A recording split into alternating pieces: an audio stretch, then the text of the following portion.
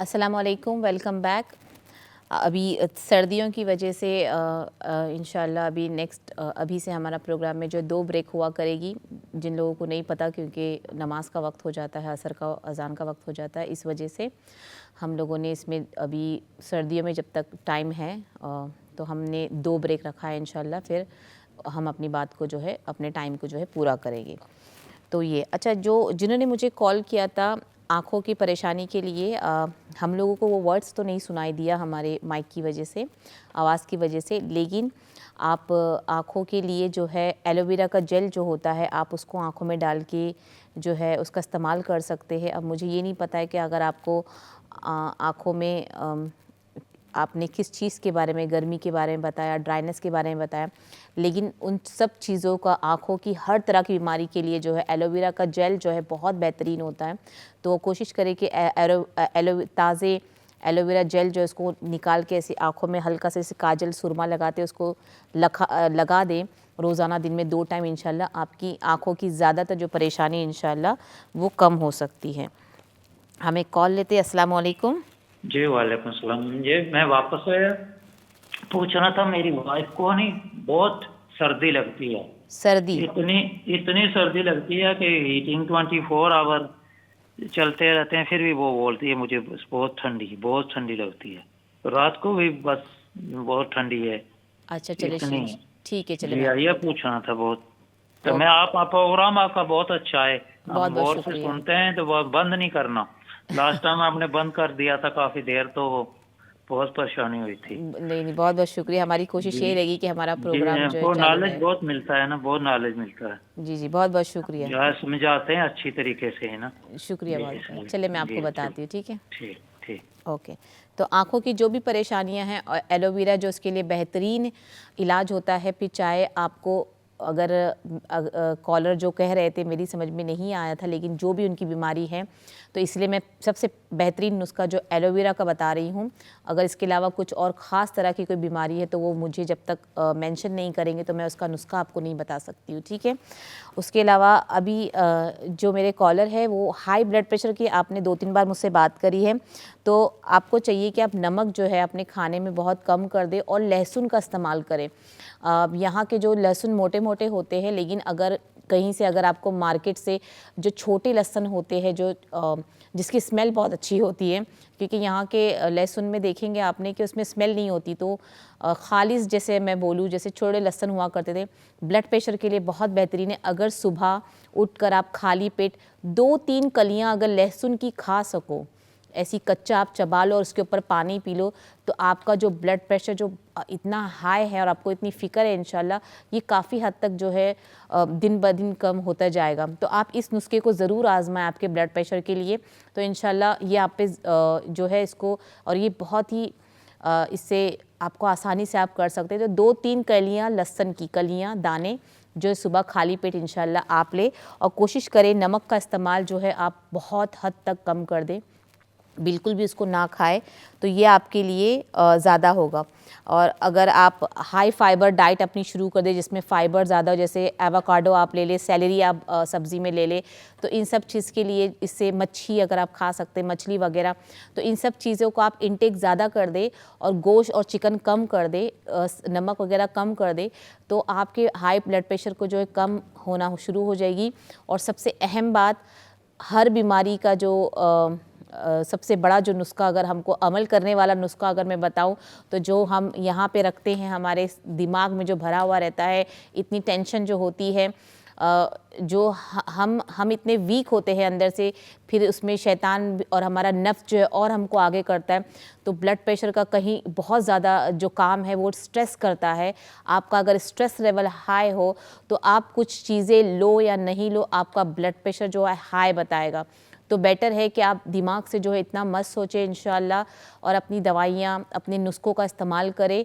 अल्लाह ताला खुद ब खुद आपकी परेशानी को जो है कम कर देगा। ब्लड प्रेशर वालों के लिए यही एक बहुत बड़ा रीज़न, एक मसला है, क्योंकि हम इतना कुछ सुनते हैं बाहर से कि ऐसा हो जाता है, वैसा हो जाता है, फ़लाने को ये हो गया है, तो हम इतना घबरा जाते हैं, और उस स्ट्रेस की वजह से हमारा जो ब्लड प्रेशर है वो हाई हो जाता है। तो आप हमें ये समझना है कि हमारा ब्लड प्रेशर हाई हो क्यों रहा है। हम दवाइयाँ ले रहे हैं, हम नुस्खों पे अमल कर रहे हैं, माशाल्लाह हमने अपना नमक कम कर दिया है, उसके बावजूद अगर हमारा ब्लड प्रेशर हाई हो रहा है तो कहीं ना कहीं आपने अपने दिमाग में जो है बातें बिठा दी है, और जो आपका जो ब्लड सर्कुलेशन है वो हाई कर रहा है। आपकी जो नालियाँ हैं, खून की नालियाँ हैं, वो बहुत ज़्यादा बहाव में आपके खून को बढ़ा रहा है। तो ये बहुत बड़ा रीज़न है। हमको ये समझना होगा, हर बीमारी को सोचने से कम नहीं होने वाली। हम पे इंशाअल्लाह हमको उस पे अमल करना है, और हमको जिस चीज़ से बचने के लिए कहा गया है, जो परहेज़ कहा गया है वो करना है, और हमें नुस्ख़ों का इस्तेमाल करना है। और अगर आप बहुत ज़्यादा बीमार और दवाइयाँ आपको, तो दवाइयाँ भी टाइम पे लेना है। तो जब आपने सब कुछ कर दिया तो बाकी सब अल्लाह ताला पे छोड़ दे इंशाअल्लाह ताला। अल्लाह हर चीज़ पे जो है हमारी मदद करता है। लेकिन ब्लड प्रेशर एक वाहिद ऐसा है कि स्ट्रेस बहुत ज़्यादा लेते, और एक बार आपका स्ट्रेस आपके दिमाग में आ गया है, आप पे ना दवाइयाँ असर होने वाली है, ना आप पे नुस्खे असर होने वाले हैं, किसी चीज़ का आप पे असर नहीं होगा। तो बेहतरीन नुस्खा मैं आपको दे रही हूँ। ब्लड प्रेशर वालों को चाहिए कि बहुत सुकून से रहे। इंशाल्लाह आप टाइम पे हर चीज़ खाए पिए, नमक कम करें, और जो मैंने कहा है लहसुन का इस्तेमाल करें, और इन सब चीज़ों के लिए आप एकदम आराम से इंशाल्लाह रह सकते। आपने कहा है आपको सर्दी बहुत लगती है, तो कभी कभी खून का दौरान जब कम और ज़्यादा होता है तो उसकी वजह से ठंडी भी बहुत कप की भी लगती है। तो उसको कोशिश करें कि आप अपने तलवों पे जो है सरसों का तेल या फिर ऑलिव ऑयल, जो भी आपको, जैतून का तेल या फिर सरसों का तेल, उसको हल्का सा लहसुन डाल के उसको गरम करके अपने डब्बे में डाल के रख ले। जैसे आपने एक गिलास तेल के अंदर आपने एक पूरा अक्खा बंच लहसुन का डाल दिया उसमें, और उसको गरम करके रखा है, और उस तेल को रोज़ मालिश करे सोने से पहले, और उसको अच्छे से उसको मालिश करे, तलवों पे तेल लगाए। इंशाल्लाह जो आपकी कपकपी है वो काफ़ी हद तक जो है वो कम हो जाएगी। और कोशिश करें कि अगर आप कोई ऐसी ठंडी चीज़ खाते हैं, जैसे कुछ ठंडी चीज़ें जो है हमको आगे चल के जो है कपकपी लाती है, उसमें अंगूर फ्रूट्स अगर हम खाते तो अंगूर उसमें शामिल होता है, जिसकी वजह से हमको कपकपी आती है। उसके अलावा जो सब्ज़ा तुकमलंगा होता है, अगर हम तुकमलंगा बहुत ज़्यादा पीते हैं उसकी वजह से होती है। तो खाने पीने में हमको कम करना है। हर चीज़ का अल्हम्दुलिल्लाह हर चीज़ का नुस्खा अल्लाह ने दिया है, हर चीज़ का तोड़ हमारे पास है, बस हमें जानना है और उस पर इंशाल्लाह अमल करना है। अगर ज़िंदगी में हम अपने अमल लेकर आ जाए तो यकीन माने हमारी बहुत सी जो परेशानी है वो ऐसी ही निकल जानी है।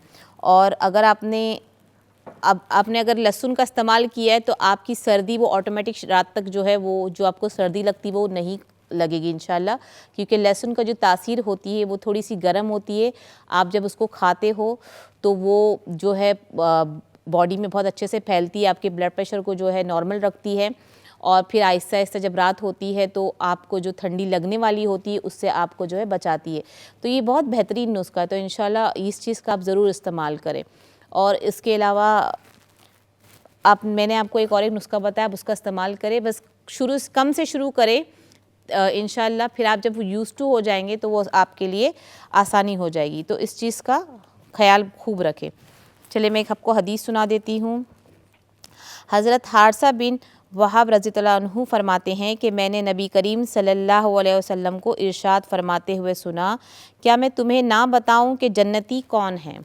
फिर आप सल्लल्लाहु अलैहि वसल्लम ने ख़ुद ही इरशाद फरमाया, हर वो शख्स जो कमज़ोर हो, यानी मामला और बर्ताव में सख्त ना हो, बल्कि मुतवाज़े और नरम तबीयत हो, लोग भी उसे कमज़ोर समझते हो, अल्लाह ताला के साथ उसका ताल्लुक़ ऐसा हो कि अगर वो किसी बात पर अल्लाह ताला की कसम खा ले कि फ़ला बात यूँ होगी, तो अल्लाह ताला इसकी कसम की लाज रख कर उसकी बात को ज़रूर पूरा कर दे। और क्या मैं तुम्हें ना बताऊँ दोज़खी कौन है? फिर आप सल्लल्लाहु अलैहि वसल्लम ने ख़ुद ही इरशाद फरमाया, हर वो शख्स जो माल जमा करके रखने वाला, बख़ील, सख्त मिजाज, मगरूर हो। ये बुखारी शरीफ की हदीस है।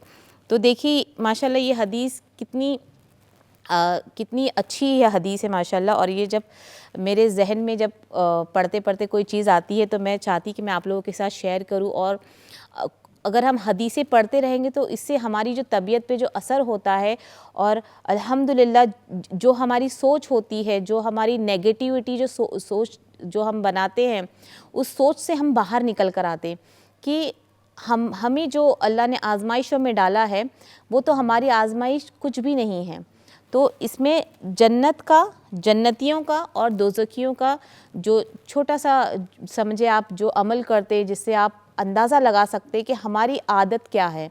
तो ये कितनी अच्छी बात है कि हमको हदीसों के ज़रिए ये पता चलता है कि हम अपनी आदतों को किस तरह सुधार सकते, हमें हमारे में क्या ऐसी कमी है जो अल्लाह ताला जो है हमारे जो चीज़ें कबूल नहीं होती है, कभी हमें ऐसा लगता है कि दुआएं कबूल नहीं होती हैं। हालांकि अल्हम्दुलिल्लाह अल्लाह ताला किसी की दुआ रद्द नहीं करता है, किसी की भी दुआ रद्द नहीं होती है, बस उसके अलग अलग तरीके होते हैं उसको पूरा करने के। लेकिन अगर हम जब अपनी किताबों को खोल के उसको पढ़ेंगे, अपनी हदीसों की किताबों को खोल के हम हदीसें पढ़ेंगे तो हमें पता चलेगा कि अच्छा इसका मतलब ये होता है। तो माशाल्लाह हम जब ये सोचना शुरू करेंगे तो हमारी जो सोच है वो पॉजिटिव हो जाएगी कि नहीं इंशाल्लाह मैं अगर ये कर रही हूँ तो कहीं ना कहीं इसमें अल्लाह की रहमत और बरकत होगी इंशाल्लाह, और मेरे को इसमें कामयाबी मिलेगी। जब हमारी सोच जो है मज़बूत होगी, पॉजिटिव होगी, तो इंशाल्लाह जो हमारी तबीयत को जो चीज़ अफेक्ट होगी, जिससे हम बहुत ज़्यादा बीमार हो सकते, तो सिर्फ इन चीज़ पर अमल रखने के लिए ये सोच कर कि आज जो मैंने किया है वो अल्लाह ताला की नज़र में बहुत अच्छा काम है, और जो मैंने आज सदका किया है वो अल्लाह ताला की नज़र में बहुत अच्छा काम है, और इसमें हदीस में ये चीज़ साबित हुई है और ये चीज़ आई है, तो उस पर आपका और यकीन जो है वो बढ़ जाएगा। और जब यकीन, इंसान का यकीन बढ़ता है तो हमें और दिल करता है अच्छाई करने की, और नेकियां करने का दिल करता है। मतलब हमारे दिल में जो बुराइयां, शैतान जो है सुबह शाम हमारे पीछे जो लगा रहता है कि हम जब अच्छा कर रहे हो तो हमें अंदर से जो है हमारे जो नफ्स को जो है वो उल्टा बताता है, तो कितनी हमारे लिए फ़ायदेमंद बात होगी। तो कोशिश करें कुरान की तिलावत के साथ साथ जो है उसका मानी पढ़े और फिर हदीसों की तरफ भी जाए, अपनी बुक्स खोले, हदीसें पढ़े। इंशाल्लाह आपको बहुत बहुत इत्मीनान मिलेगा। हमारे प्रोग्राम का आज का वक्त ख़त्म हो गया है। इंशाल्लाह आप अपना बहुत ख्याल रखें और अपनी दुआ में हमें भी याद करें। अस्सलामु अलैकुम व रहमतुल्लाहि व बरकातुहू।